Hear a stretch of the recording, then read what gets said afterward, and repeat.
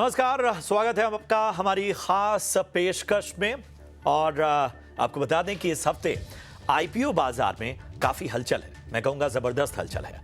4 IPO Dastak दे रहे हैं। ऐसे में सवाल है कि इन आईपीओ में आपको अपनी रणनीति, स्ट्रेटजी क्या रखनी चाहिए। आईपीओ को लेकर ईटी नाउ स्वदेश की खास रिसर्च सबसे पहले हमने आपके सामने रखेंगे। साथ ही जानेंगे इन आईपीओ पर दिग्गज एक्सपर्ट्स की राय। तो चलिए शुरू करते हैं अपनी खास पेशकश।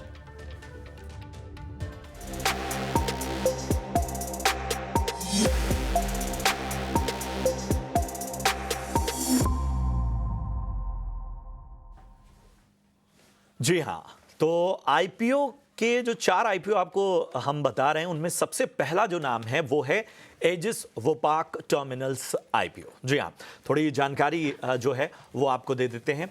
ये आईपीओ 28 मई तक खुला रहेगा।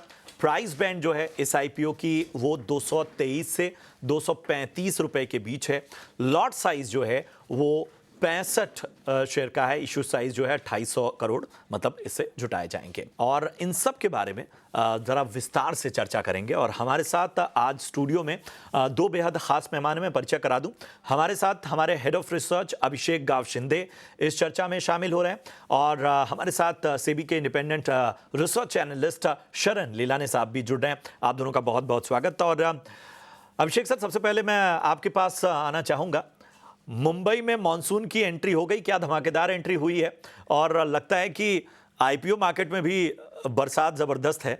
लेकिन इस बरसात में, इस तूफानी बरसात में जरूरी है कि थोड़ी सावधानी भी बरती जाए। और इसीलिए हम चर्चा लेकर आ रहे हैं। तो हमें सबसे पहले अभिषेक सर बताइए, एजिस वोपाक टर्मिनल आखिर क्या करती है कंपनी, बिजनेस मॉडल क्या है, थोड़ा इस बारे में नजरिया दीजिए। जी, अगर एजिस वोपाक की अगर बात करें तो ये एजिस और रॉयल वोपाक का एक जॉइंट वेंचर है। ये कंपनी लार्जली जो है ऑयल एंड गैस सेगमेंट को कैटर करती है। ये करीब करीब जो है जो स्टोरेज टैंक टर्मिनल्स होते हैं लिक्विफाइड पेट्रोलियम गैस और लिक्विफाइड प्रोडक्ट्स के, उनको ओन और ऑपरेट करती है। इसके अलावा अगर देखें तो करीब करीब 5 पोर्ट्स पर इसका कारोबार बिखरा हुआ है। और वेस्ट कोस्ट और ईस्ट कोस्ट, दोनों कोस्ट पर ये जो है अपनी सेवाएं देती है। कंपनी जो है एक लार्जली अगर आप देखें तो अच्छा खासा जो है कि अगर आप देखें तो पिछले 2-3-4 सालों में इसके फाइनेंशियल्स में थोड़ा बहुत इंप्रूवमेंट भी देखने को मिला है। 86 करोड़ के आसपास का इसने प्रॉफिट जो है 9 मंथ में रिपोर्ट किया था। इस कंपनी की अगर बारीकी से अगर आपको देखना है तो इस कंपनी के जो फाइनेंशियल्स हैं उनसे ज़्यादा इंपॉर्टेंट हो जाता है कि इस कंपनी का कैपेसिटी यूटिलाइजेशन कितना हो रहा है। कैपेसिटी यूटिलाइजेशन की जो दर है वो कंपनी के ओवरऑल परफॉर्मेंस को ओवर द पीरियड जो है वो डिटरमाइन करती है। चलिए, मेरा अगला सवाल खास तौर पे है कि जो इस पूरे कंपनी की बात करें तो इसके क्या ग्रोथ ड्राइवर्स हैं, या अगर हम कहें कि क्या रेड फ्लैग्स हैं, कहाँ चिंताएं आपको नजर आती हैं। सबसे पहले अगर ग्रोथ ड्राइवर्स की बात करें तो जैसा मैंने अभी कहा कि ये कंपनी जो है ऑयल एंड गैस सेगमेंट में जो कैपेक्स हो रहा है, आउटलुक है या जिस तरह का फ्लो हो रहा है उस पर कंप्लीटली डिपेंडेंट करती है।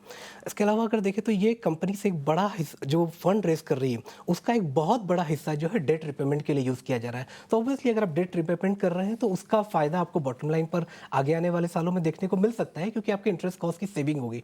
परंतु बिकॉज ऑफ दिस ओनली कि आपका इंटरेस्ट कॉस्ट सेविंग हो रहा है, आपकी ऑपरेटिंग मैट्रिक्स में कोई बहुत ज़्यादा चेंज नहीं आ जाता है। अगर आप देखें तो वैल्यूएशन के हिसाब से ये आईपीओ जो है थोड़ा सा महंगा दिख रहा है।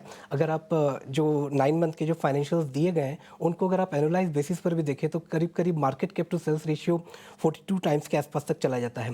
कंपनी का जो आरओई है, जो कि कंपनी की किस तरह की गुणवत्ता है उसको अगर दर्शाने वाला एक ट्रेंड है, तो वहाँ पर वो सिंगल डिजिट आरओई है। सिंगल डिजिट आरओई के साथ इतना बड़ा जो वैल्यूएशन है वो जस्टिफाई नहीं हो पाता है। ओवरऑल बिजनेस मॉडल को अगर आप देखें तो ये लो ROE and high capital intensive business model है, यानी कि आगे आने वाले सालों में भी कंपनी को लगातार कैपेक्स करते रहना पड़ेगा। एक तरह का एक कॉन्फ्लिक्ट ऑफ इंटरेस्ट भी सामान्य तौर पर इस कंपनी में देखने को मिलता है, क्योंकि जो इसकी की प्रमोटर एजिस है वो भी इसी तरह के कारोबार में जुड़ी हुई है। और एजिस से भी इसका अगर देखें तो इसके टर्मिनल्स को एजिस भी उपयोग करता है इंपोर्ट वगैरह करने के लिए। इस लिहाज से अगर देखें तो 10% ऑफ सेल्स जो है वो कहीं ना कहीं एजिस से, 10% ऑफ सेल्स इस कंपनी की जो है वो एजिस के हिसाब से आती हुई दिखाई देती है। इन सब के चलते अगर देखें तो एक कंपनी ठीक ठाक है, वैल्यूएशंस काफ़ी हाई है।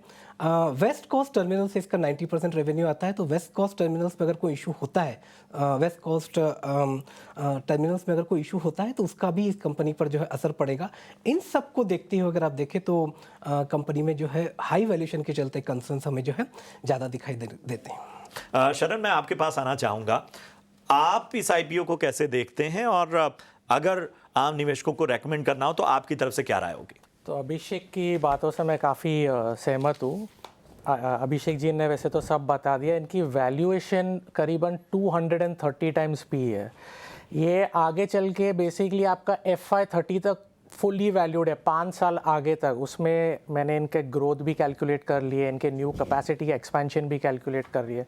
करीबन 26,000 करोड़ के मार्केट कैप पे आएंगे। और अगर आप FY28-29 के भी प्रॉफिट देखें तो ये करीबन 300 या 280 से 300 करोड़ के नफ़े करेंगे। उस वैल्यूएशन भी कंपनी 29 में भी 100 पी के वैल्यूएशन पे ट्रेड करेगा। तो वैल्यूएशन वाइज तो ये एकदम रिटेल फ्रेंडली IPO नहीं है। उसी हिसाब से इसे अवॉइड कीजिए। आगे वाले 5 सालों में क्या क्या होगा या नहीं होगा मैं वो गारंटी से नहीं बोल सकता हूँ, पर वैल्यूएशन काफ़ी एक्सपेंसिव है, रिटेल फ्रेंडली IPO एकदम नहीं है। चलिए अब एक और आईपीओ की चर्चा करते हैं, नंबर 2, स्कोलर्स बैंगलोर। जी हाँ, और ये काफ़ी जो है इस वक्त चर्चा में है। ये भी 28 मई तक का ये आईपीओ खुला रहेगा। प्राइस बैंड मैं बता देता हूँ, 413 रुपये से 435 रुपये का इसका प्राइस बैंड है। लॉट साइज जो है वो 34 शेयरों का है। इशू साइज जो है वो 3500 करोड़ का है। कंपनी जो है वो लग्जरी होटल सेगमेंट में है, लेकिन इस कंपनी के बाकी पहलुओं के बारे में एक बार जानने के लिए एक बार फिर से मैं अभिषेक जी आपका रुख करूंगा। हमें बताइए कि ये जो कंपनी है, ये जो आईपीओ है, इनका मकसद क्या है, इस आईपीओ का क्या इनका बिजनेस मॉडल है, और आप ज़रा बताइए बारीकी से आपने क्या चीज़ें देखी हैं। सी अगर देखें तो इसके बिजनेस को देखें या बिजनेस मॉडल को देखें तो ये लग्जरी सेगमेंट के होटल्स को ऑपरेट करता है। आपने बिल्कुल सही कहा, फेमस होटल है द लीला ब्रांड से अपने होटल्स को ऑपरेट करता है। और इसके होटल्स को देखें तो वो 3 तरह का बिजनेस मॉडल है इसमें। एक जो है कंपनी ओन्ड है, जिसमें करीब करीब कुल 13 होटल्स हैं, उसमें से 5 होटल्स जो हैं वो कंपनी ओन्ड एंड मैनेज्ड हैं। 7 होटल्स ऐसे हैं जहाँ पे ये मैनेज करता है बट ओन नहीं करता है। एक होटल ऐसा है जहाँ पे फ्रेंचाइजी एग्रीमेंट के साथ चलता है, मुंबई का द लीला होटल। अगर आप आगे बढ़ते हुए अगर इसके देखें तो इसका प्लान जो है यहाँ से करीब करीब इसकी जो 3,500 के आसपास की जो इसकी टोटल रूम की संख्या है उसको ओवर द पीरियड में ये 20% के आसपास बढ़ाने का, 19 से 20% के आसपास का इसका बढ़ाने का प्लान है। लगभग 1000 करोड़ से ज़्यादा की इसकी निवेश की योजना है। इस आईपीओ में, ये आईपीओ थोड़ा सा मिक्स आईपीओ है। इसमें 2500 करोड़ रुपए के आसपास जो है कंपनी का फ्रेश इशू है और 1000 करोड़ के आसपास का OFS है। इस 2500 करोड़ के जो इशू है उसको अगर आप देखें तो इसमें से 2300 करोड़ के आसपास का डेट रिटायर कर रहा है। ऑब्वियसली डेट रिटायर कर रहा है तो उसका बेनिफिट आगे आने वाले सालों में कंपनी को जो इंटरेस्ट कॉस्ट है उसकी सेविंग के रूप में मिलेगा। पर सीधी सी बात है कि अगर सिर्फ इंटरेस्ट कॉस्ट रिड्यूस हो रहा है पर उसका कोई बेनिफिट आपको ऑपरेटिंग मैट्रिक्स पे नहीं दिख रहा है। और इसके अलावा कंपनी की जो योजना है कि 5 नए होटल्स आएंगे जो कि खुद ओन होंगे, और कंपनी इसके साथ ही 2 ऐसे होटल्स में जो है वो इसका जो मैनेजमेंट एग्रीमेंट वाला जो बिजनेस मॉडल है उसके साथ जोड़ रहा है। ठीक है सर, इसके भी ग्रोथ ड्राइवर्स और बाकी चीज़ें अगर हम जानना चाहिए आपको, जैसे आपने कुछ तो कंसर्न्स बताए कि भाई क्या क्या है, लेकिन ज़रा विस्तार से जानना चाहिए। जी, अगर सबसे पहले अगर इसको देखें तो यहाँ पर पहले ही मैंने कहा कि आईपीओ जो है वो डेट रिटायरमेंट के लिए, इसमें से कोई ग्रोथ की विजिबिलिटी आती नहीं है। रेवेन्यू ग्रोथ जो होगा जैसे कि साइकिल है, जैसे कि इंडस्ट्री का ग्रोथ है या जो आज चल रहा है वो तकरीबन वैसे ही चलता रहेगा। स्टेडी ग्रोथ रेट आने की ज़्यादा उम्मीद है, क्योंकि उसके अलावा सबसे इंपॉर्टेंट चीज़ इसमें आपको जो देखना है वो ये देखना है कि ओन्ड होटल्स जो हैं इसके वो 5 प्रॉपर्टीज हैं। इन 5 प्रॉपर्टीज से इसका लगभग 93 to 94% रेवेन्यू आता है। यानी कि जो 5 होटल्स की जो टोटल रूम संख्या है 3,500, उसमें से 34% रूम जो है वो इन 5 होटल्स में है। 34% रूम जो है उनसे आपका 94% रूम रेवेन्यू आता है। बचे जो 65% या 66% रूम है उनमें से आपको 6-7% के आसपास का रेवेन्यू आता है। मतलब कि पूरा जो दारोमदार है कुल 5 प्रॉपर्टीज़ पर ही डिपेंडेंट करता है। इस लिहाज से अगर देखें तो आने वाले सालों में अगर कंपनी जो है एक्सपेंशन कर भी रही है तो ये कहना बहुत मुश्किल है कि उस एक्सपेंशन का सीधा फ़ायदा होते हुए कंपनी को देखने को मिलेगा। इसके अलावा अगर हिस्ट्री को भी देखें तो वहाँ से कोई बहुत बड़ा इंडिकेशन नहीं मिलता है कि आगे आने वाले दिनों में कंपनी कैसा परफॉर्म करेगी। उसकी वजह यह है कि FY22 और 23 का अगर नंबर देखते हैं तो वहाँ पर कंपनी ने लॉस रिपोर्ट किया है। लॉस केवल P&L में नहीं है, इसके नेटवर्थ भी नेगेटिव है। यानी कि इस समय जो कंपनी का जो नंबर हमें देखने को मिल रहा है कि 9 मंथ में FY24 में उसने करीब करीब 48 करोड़ के आसपास का जो बॉटम लाइन रिपोर्ट किया है जी, वो एक ट्रू पिक्चर शो नहीं करता है कि कंपनी एक प्रॉफिटेबल बिजनेस मॉडल को रन कर रहा है। एक तो ये बात है। इसके अलावा अगर आप देखें तो जो एटरेशन रेट है, क्योंकि ये एक ऐसा बिजनेस है जहाँ पर कि प्रोफेशनल्स पे जो है बिजनेस काफ़ी डिपेंड करता है, वो एटरेशन रेट भी पिछले दिनों जो अगर आप बात करें तो FY25 में 40% से ज़्यादा था। क्या बात यानी कि आप अगर अच्छे प्रोफेशनल्स को अगर रोक नहीं पा रहे हैं, रख नहीं पा रहे हैं, तो आने वाले दिनों में आपकी जो विस्तार योजनाएं हैं उनको कन्वर्ट करने में कहीं ना कहीं आपको जो है दिक्कत आ सकती है। इन सब के बाद भी अगर देखें और अगर आप इसको इंडियन होटल्स के साथ जो ताज का ग्रुप है उसके साथ भी अगर कंपेयर करते हैं तो ये बहुत छोटा कंपनी देखने को मिलता है, पर वैल्यूएशन जो है वो सब्सटेंशियली हाई है। अगर आप देखें तो अभी मैं इंटरेस्ट प्रॉफिटेबिलिटी के लेवल पर तय नहीं करूंगा, क्योंकि वो तो डिपेंड कर रहा है कि आपने ब्याज की कमी से कर दिया। ऑपरेटिंग लेवरेज का आपको बेनिफिट, फाइनेंशियल लेवरेज का बेनिफिट आपको मिल रहा है, बट ऑपरेटिंग लेवरेज का कितना बेनिफिट है ये इस समय नहीं कहा जा सकता। तो अगर FY25 की सेल्स को अगर आप देखते हैं जो लगभग 1300 करोड़ के आसपास की थी, उसके हिसाब से ये स्टॉक 11 टाइम्स सेल्स, FY25 की सेल्स के 11 टाइम्स पर आ रहा है। तो इतना कोई सस्ता IPO नहीं है, इसको आप ऐसे नहीं कह सकते कि कोई लो हैंगिंग फ्रूट है। शरण, आपकी क्या राय बन रही है? आपको भी हैं चिंताएं, आपको नजर आ रही हैं? तो काफ़ी सिमिलर ही है। आप रेवेन्यू विजिबिलिटी FY30 तक नहीं दिख रही है। ये लोग ने प्लान किया है साथ में होटल्स खोलने को। आपका श्रीनगर हो गया, अयोध्या हो गया। श्रीनगर में आप अभी इश्यूज देखो तो ये इतने बड़े प्रोजेक्ट्स में डिले आना बहुत ही कॉमन बात है। अभी कंपनी बोल रही है FY28 तक होटल्स ऑपरेशन कर लेंगे, और उसे स्केल अप करने को भी टाइम लगता है। ऐसा नहीं कि खोला और कल से 100% आपकी ऑक्यूपेंसी होगी, और डिलेज इन एग्जीक्यूशन होगा। इतने बड़े प्रोजेक्ट चालू करने को भी टाइम लगता है। तो अगर आप FY30 तक भी अगर एक स्केल अप करें तो आप valuation wise revenue growth around 6 to 7% आ रहा है अगले 5 साल के लिए, year on year CAGR growth, जो इंडस्ट्री स्टैंडर्ड्स के लिए काफ़ी कम है। और कंपनी की साइज़ देखें और जोग्राफिकल प्रेजेंस देखें, ये ओनली इंडिया फोकस कंपनी है। आप इंडियन होटल्स देखो, आज EIH ओबेरॉय देखो, आज ग्लोबल प्रेजेंस है, उनको ग्लोबल क्लाइंट्स है, तो ओवरऑल रेवेन्यू भी काफ़ी अच्छे लगते हैं बिकॉज ऑफ ग्लोबल एक्सपोजर। इनके वो भी नहीं है, तो segment wise totally India focused है। अभी मेन पर्पस ही है डेट रिडक्शन का कंपनी में, ना ही क्या मैं आज 13 होटल से चलो 100 होटल की प्लानिंग करता सही हूँ। बात है। जैसे आप EIH ओबेरॉय आज 50 होटल है, वो बोलते हैं मेरे को 100 होटल तक लेके जाना है FY30 तक। तो एक मैनेजमेंट का अग्रेशन दिखता है यहाँ पे, वो अग्रेशन भी मिसिंग है। सिंपली आफ्टर डेट रिडक्शन भी कंपनी की और थोड़े स्लिपेजेस को कैलकुलेट करते हुए मैंने कैलकुलेट किया है, करीबन 50 के PE के आसपास पे स्टॉक FY25-26 पे वैल्यूड है। कंपेरेटिवली आपका इंडियन होटल्स है, ओबेरॉय है, जो सिमिलर वैल्यूएशन पे आपसे बेटर परफॉर्म कर रहे हैं। सही बात है। और आप मार्जिन को भी लेते हुए देखेंगे, इनका एबिटा मार्जिन करीबन 50% है, जो इंडस्ट्री स्टैंडर्ड से बहुत हाई है।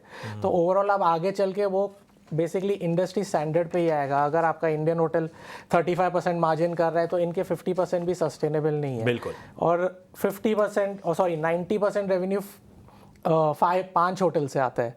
तो आगे चल के क्या गारंटी है जो आप होटल खोल भी रहे हो उसमें आपको सिग्निफिकेंट बूस्ट मिलेगा? वहाँ पे भी आप लॉस कर सकते हो, वो एक बार मार्जिन को हिट भी देगा। और वो बहुत बड़ा दायरा भी नहीं है, मतलब आप जैसा बता रहे हैं कि रेवेन्यू विजिबिलिटी नहीं है। तो वैल्यूएशन वाइज मुझे बिकॉज ग्रोथ नहीं है तो काफ़ी एक्सपेंसिव लग रहा है, और इनकी काफ़ी हद तक 2 या 3 सब्सिडरी नेगेटिव नेटवर्थ है करंटली।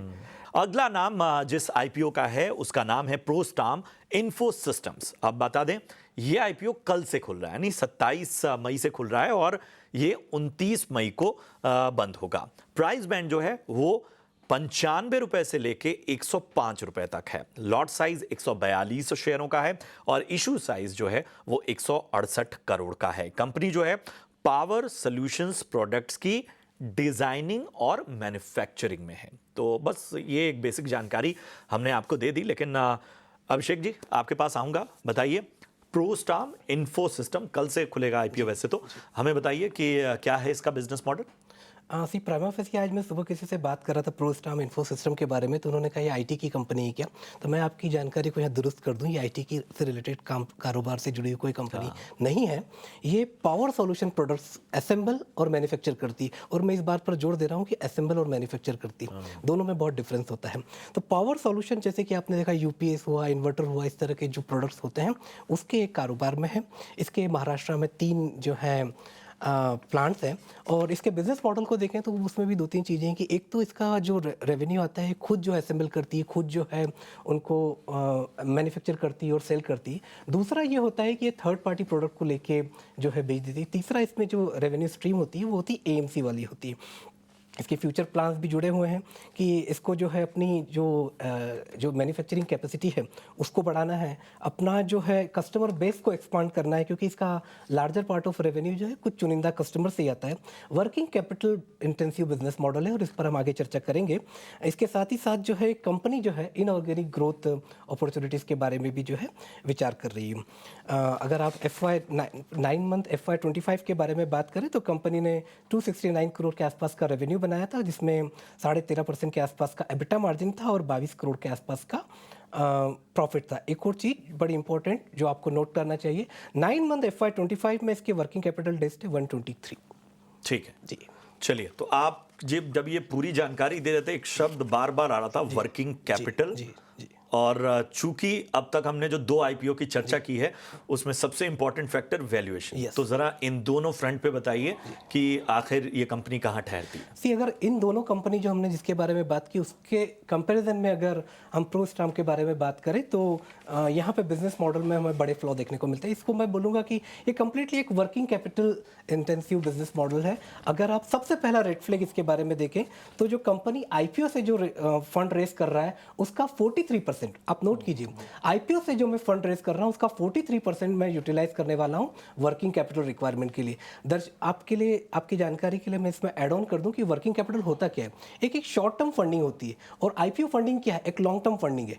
आप लॉन्ग टर्म फंड का यूज कर रहे हैं शॉर्ट टर्म जरूरतों को दूर करने के लिए, तो और ये वर्किंग कैपिटल आपको एवरी ईयर लगना है। तो इतना बड़ा आपका वर्किंग कैपिटल है, 100 दिन से ज़्यादा का आपका वर्किंग कैपिटल है, जिसके लिए आपको लॉन्ग टर्म फंडिंग का रिक्वायरमेंट हो रहा है। तो अगर अगले साल भी आपको जो वर्किंग कैपिटल का रिक्वायरमेंट होगा तो फिर से डायल्यूशन करना पड़ेगा। और ये मैं इसलिए बोल रहा हूँ कि because of this working capital की रिक्वायरमेंट के लिए जो आईपीओ ला रहा है, जो 40% से ज़्यादा की खर्च जो है वर्किंग कैपिटल पर होगा, उसके चलते प्रमोटर्स की इक्विटी जो 80% प्लस थी वो सीधे सीधे 59% हो जाएगी इस आईपीओ के बाद में। इक्विटी का डायल्यूशन होना और केवल वर्किंग कैपिटल रिक्वायरमेंट को फुलफिल करने की के लिए वो कहीं ना कहीं जो है एक बहुत बड़ा रेड फ्लैग होता है, क्योंकि मुझे इसके चलते फ्यूचर ग्रोथ जो उसका होना है उसके बारे में कोई जानकारी मिलती। दूसरा, अगर आप नोट करें तो मैंने अपनी प्राइमरी डिस्क्रिप्शन में बताया था कि इसका डबल डिजिट एबिटा मार्जिन है। डबल डिजिट एबिटा मार्जिन होने के बावजूद अगर आप इसका ऑपरेटिंग कैश फ्लो देखें तो वो नेगेटिव है। शरण, मैं आपके पास आना चाहूँगा। आप बताइए, आपको इस पावर सॉल्यूशन कंपनी में मतलब इसका पावर कितना नज़र आ रहा है आपको? देखो, वैल्यूएशन वाइज काफ़ी रीजनेबल आ रहा है 19 to 20 टाइम। पर जैसे अभिषेक ने बोला, कंपनी के वर्किंग सही नहीं है। 120 डेज आपका वर्किंग कैपिटल डेज है, आपके पूरे पैसे आपके रिसीवेबल और इन्वेंट्री में फंसे हुए हैं। आगे चल के कंपनी बोल रही है हम लोग लिथियम आयन पैक बैटरी में एक्सपांड कर रहे हैं और उसको लेते हुए उनके इन्वेंट्री और बढ़ जाएंगे। इसके लिए बेसिकली ये कंपनी और एक एसएमई में कोई फ़र्क नहीं है। बेसिकली दोनों एक ही चीज़ ट्राई करते हैं, पैसे रेस करने, वर्किंग कैपिटल फुलफिल करने के लिए। क्लियरली एक बता जाता है कंपनी के वर्किंग्स एकदम सही नहीं चल रहे और वर्किंग कैपिटल डे बढ़ते हुए जा रहे हैं। आगे चल के अगर आप इक्विटी नहीं करेंगे तो आपको डेट लेना पड़ेगा। डेट ले वर्किंग कैपिटल के लिए डेट लोगे तो मार्जिन्स नीचे जाएंगे, फिर आपकी valuation over a long period of time correct होंगे। पिछले 2-3 साल से देखो कैश फ्लो नेगेटिव, और एक जो इंजिनों को दे रहे हैं basically top 5 clients around 60% of the revenue contribute करते हैं। भले क्लाइंट्स अच्छे हैं आपके एनटीपीसी, रेलटेल, मगर वहाँ से पेमेंट इनको टाइम पे नहीं आ रहा है। इनकी पेमेंट करीबन रिसीवेबल 120 दिन, 4 महीने से इनको पेमेंट आता है और वही सेम टाइम पे उनकी इन्वेंट्री आगे चल के बढ़ने वाली है। तो इनको करीबन वर्किंग कैपिटल इश्यूज काफ़ी समय तक रहने वाले हैं जब तक ये अपने मार्जिन इम्प्रूव नहीं करेंगे। अभी रेवेन्यू ही 5 क्लाइंट देते हैं तो इनको मार्जिन के लिए वो उनके पास जा नहीं सकते हमारे को मार्जिन बढ़ा के दो। बेसिकली 60% रेवेन्यू ही वहाँ से आता है, वहाँ पे ये रिस्क भी नहीं ले सकते। तो ओवरऑल कंपनी ने अपने आप को फेयरली वैल्यू किया है, मगर बिजनेस वर्किंग्स काफ़ी वीक लग रहे हैं। चलिए, तो फिलहाल यहाँ पर जो है जो भी कारोबार को लेकर, बिजनेस मॉडल को लेकर जानकारी हमारे दोनों एक्सपर्ट की ओर से सामने आ रही है, वो साफ तौर पर नजर आ रही है कि यहाँ पर चिंताएं बरकरार हैं। आखिरी आईपीओ के बारे में ज़रा मैं जानकारी दे देता हूँ। स्कोडा ट्यूब्स, जी हाँ, ये आईपीओ जो है ये 28 मई से खुलेगा, कल नहीं परसों से, और 30 मई तक बंद होगा। प्राइस बैंड जो है वो 130 रुपए से 140 का है। लॉट साइज 100 शेयर का है। इशू साइज 220 करोड़ का है। स्टेनलेस स्टील ट्यूब्स और पाइप्स की मैन्युफैक्चरिंग का काम बेसिकली ये कंपनी करती है। अभिषेक सर, समय कम है, फटाफट से बताइए जरा इसके बिजनेस मॉडल के बारे में। सी बेसिकली अगर इसके बिजनेस मॉडल को देखें तो जैसा कि आपने कहा कि स्टेनलेस स्टील और ट्यूब्स में है, बट उसमें भी सीमलेस पाइप्स वाले सेगमेंट में है।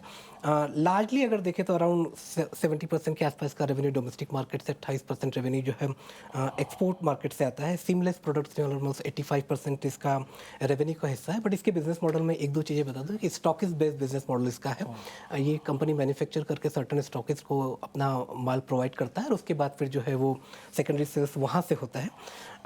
आगे आने वाले दिनों में कंपनी की जो योजना है वो अपनी प्रोडक्शन कैपेसिटी को बढ़ाने की है और अपनी ब्रांड विजिबिलिटी को स्ट्रॉन्ग करने की है। यहीं पर मैं आपके साथ में जो इसमें मुख्य चिंता है जो उसको बता दूं, ये भी बिल्कुल वैसी ही जैसी पिछली कंपनी में हमने देखा। ये भी working capital intensive business model है। पिछली कंपनी में हमने देखा था कि वर्किंग कैपिटल साइकिल 123 डेज का है, बट यहाँ पे वर्किंग कैपिटल साइकिल जो हमें देखने को मिला है 153 डेज का है। आईपीओ से जो पैसा ये जुटा रहा है उसका करीब 50% हिस्सा जो है ये केवल वर्किंग कैपिटल रिक्वायरमेंट के लिए ही यूज कर रहा है। मतलब वो पिछली कंपनी के जैसा ही है। यहाँ से मुझे फिर से वो फ्यूचर की जो ग्रोथ प्रोस्पेक्ट्स थे वो दिखाई नहीं देते हैं।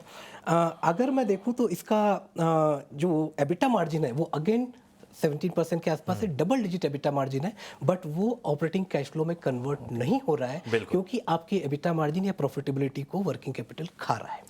अगर stainless steel and tube segment में देखें तो इसका 5 से 7% का मार्केट शेयर है और करीब इसने 25 करोड़ के आसपास का प्रॉफिट जो है 9 मंथ में जनरेट किया था। चलिए, समय बहुत कम है। शरण, आपकी क्या राय होगी? तो सिमिलर लाइंस पे ही है। एक तो मैं मार्जिन्स पे स्टार्ट करूंगा। अराउंड 6-6.5% मार्जिन है और काफ़ी अच्छी कंपनीज ऑलरेडी लिस्टेड है मार्केट में। रत्नामनी हो गया, वीनस स्पाइस हो गया, 10-12% प्रॉफिट करते हैं। तो विज़ पीयर अगर कंपैरिजन करें तो कोई सेंस ही नहीं बनता है ये कंपनी को देखने के लिए। जैसे अभिषेक जी ने बोला, वापस कंपनी के मैनेजमेंट से ही नहीं है, वर्किंग कैपिटल करीबन 5 मंथ्स का। तो बेसिकली वापस बोलना चाहता हूँ, एक एसएमई और इसमें कोई फ़र्क नहीं है। वर्किंग कैपिटल के लिए अपना इक्विटी डाइल्यूशन कर रहे हो तो काफ़ी एक्सपेंसिव डाइल्यूशन माना जाता है इक्विटी डाइल्यूशन। इससे अच्छा तो आप डेट रेस करके वर्किंग कैपिटल या 9 या 10% पे, तो बेसिकली आप इक्विटी क्यों डाइल्यूट कर रहे हो समझ नहीं आ रहा है। और सेकेंडली आप रेवेन्यू का पार्ट देखें तो इन लोग ने बैकवर्ड इंटीग्रेशन किया था। एक प्रोडक्ट बनाते हैं मदर्स होलो जो रिक्वायर होता है सीमलेस पाइप में, उसका रॉ मटीरियल है।